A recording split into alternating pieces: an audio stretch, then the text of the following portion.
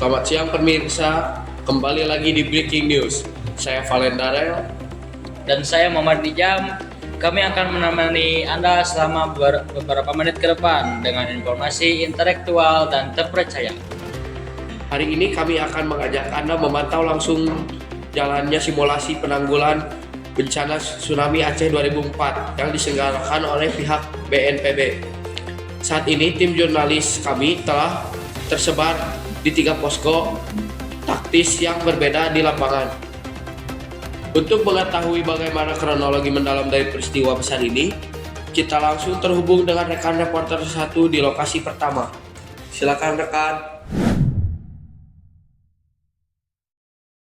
Baik, terima kasih rekan di studio. Jadi hari ini saya sudah berada di posko 1 BNPB. Dan hari ini saya sedang bersama ahli meteorologi. Dengan Bapak siapa kami berbicara? Dengan Bapak Arta. Baik Pak, bisa tolong jelaskan bagaimana terjadinya tsunami dahsyat ini? Tsunami dipicu oleh gempa besar di bawah laut. Gempa tersebut membuat patahan yang menggerakkan dasar laut secara vertikal, sehingga mendorong volume air dalam jumlah besar ke atas. Air tersebutlah yang berubah menjadi gelombang kuat dan menghempas daratan. Proses dorongan air laut dalam skala raksasa ini bergerak dengan kecepatan tinggi dan mendekati pantai, menjalar, lalu menghantam pesisir daratan dengan daya hancur luar biasa. Lalu jenis gempa bumi apa yang terjadi dan bagaimana karakteristiknya? Ini murni gempa tektonik akibat aktivitas subduksi atau tumbukan lempeng. Karakteristik gempanya sangat destruktif karena kekuatannya mencapai 9,1 hingga 9,3 magnitudo. Pusat gempanya termasuk gempa dangkal dengan kedalaman hanya sekitar 30 km di bawah laut, dengan titik epicentrum di Samudra Hindia atau tepatnya 149 km di barat Melaboh. Baik Pak, terima kasih atas penjelasannya. Pemirsa, di kronologi awal kita sudah beres. Langsung kita pindah ke posko selanjutnya dengan rekan saya Repansyah untuk melihat masa depan dan alat pendeteksi. Silakan rekan. Oke, terima kasih rekan reporter 1. Saat ini saya sudah bersama dengan Ibu Anei dari bidang teknologi dan analisis risiko BNPB. Ibu, setelah bencana besar 2004 lalu, apakah secara sains masih ada potensi tsunami serupa terulang kembali di jalur patahan yang sama?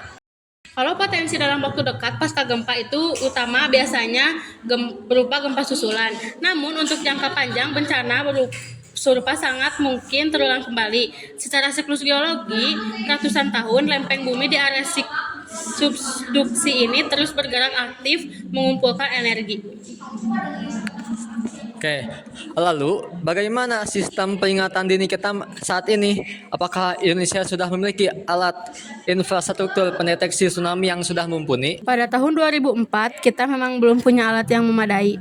Tapi sekarang Indonesia sudah mengembangkan sistem canggih bernama Inateus.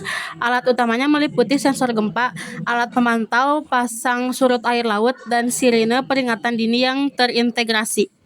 Oke, kira-kira di mana saja wilayah lain di Indonesia yang memiliki karakteristik tingkat kerawanan tsunami serupa, Bu?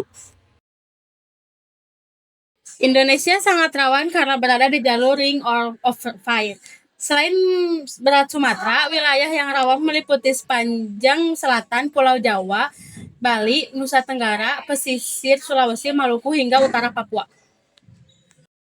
Oke, baik, data yang sangat penting ya. Oke, pemirsa. Lalu, bagaimana langkah konkret penyelamatan mandiri masyarakat jika tanda-tanda itu muncul? Kita langsung hubungi rekan saya, yaitu Nadia, di posko mitigasi. Silakan.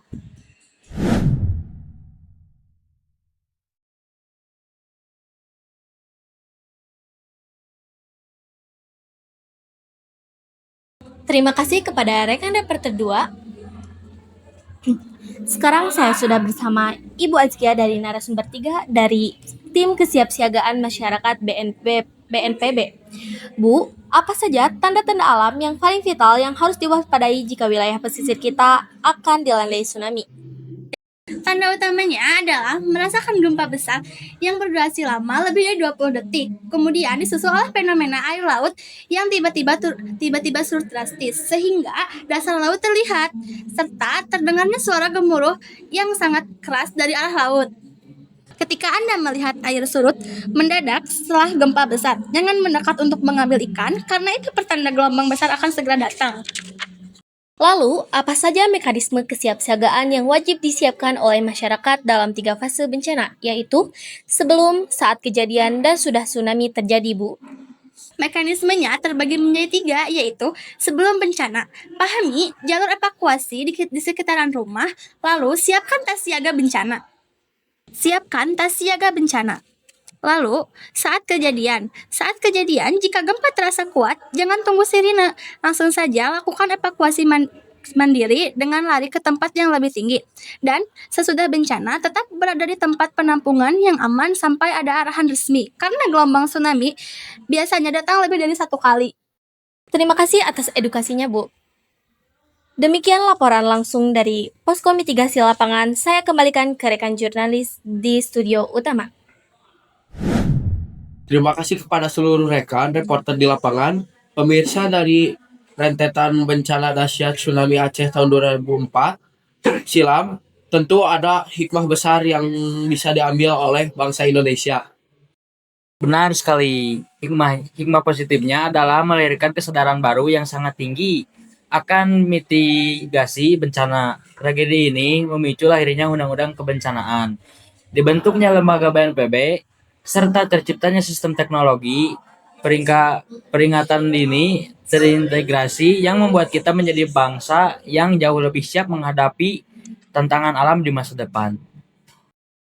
Sebagai penutup, pihak BNPB selalu mengingatkan kembali pesan penting bagi seluruh lapisan masyarakat di Indonesia dalam menghadapi potensi bencana, yaitu kenali ancamannya, kurangi resikonya.